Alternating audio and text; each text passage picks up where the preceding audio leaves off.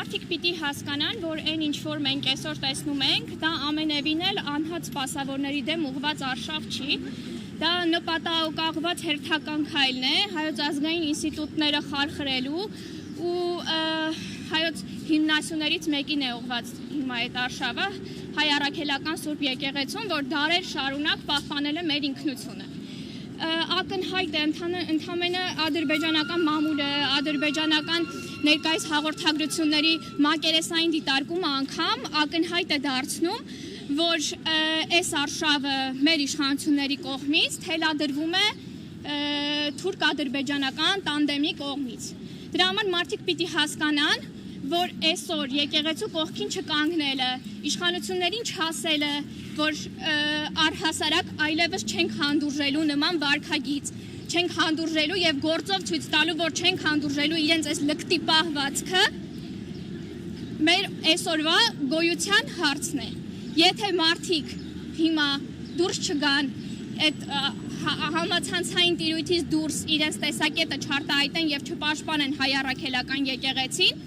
վաղը հնարավոր է մեր գոյության հարցը դրվի ու ինչ ենք անելու, էլի սպասելու ենք, ուղղակի սպասելու ենք, թե մեզ ոնց են ոչնչացնելու։ Այս իշխանությունները գործում են մեր թշնամիների հետ հավասարապես նույն ծրագրով ոչնչացնելու մեր ազգային ինքնությունը։ 20 թվականին այդ մասին էինք խոսում, դրանից հետո էլի էինք այդ մասին խոսում, այսօր էլ հասկանալի չի, որ դա այդպես է։ Ակնհայտ է ամեն ինչը ու չտեսնելը, անտեսելը, այս պահին չգործելը եւ այս իշխանություններին անհապաղ չհեռացնելն ու չդատելը իրենց հանցագործությունների համար արդեն մեր կողմից է հանցագործություն։ Ես ուզում եմ դիմել բոլոր երիտասարդներին, որ մենք հիմա արդեն ունենք պարզ իրողություն, որ բոլորը ոչ միայն երիտասարդները, այլ հասարակության լայն զանգվածը չի ընդունում այս ապօրինությունները եւ սրբապղծությունները։ Եվ մենք բոլորս գտել ենք ինչ-որ հարթակ, օրինակ օնլայն հարթակը, Facebook, Instagram, այլ վայրեր, որտեղ մեր բողոքը արտահայտում ենք։ Սա ճիշտ դիրքորոշում չի, որովհետև պայքարի այն էներգիան, որը մենք հիմա պիտի կառուցողական օգտագործենք, պիտի կարողանանք օր առաջ հրատապ դեմն առնել այս չարիքի, մենք կիրառում ենք այդ ամբողջ էներգիան սոցհարթակներով անելով։ Ինչ խնդիր ենք դրանով լուծում։ Գնալով օր առաջ մեր երկրի վիճակը ծանրանում է, օր առաջ հայ արժանապատվությունը գետնին է ընկնում, ոնց են, ես զարմանում եմ, օրինակ ոնց են մարդիկ կարողանում իրենց առօրյա ընթացքը շարունակել, գնալ գործի, զրուցել, չգիտեմ, լինել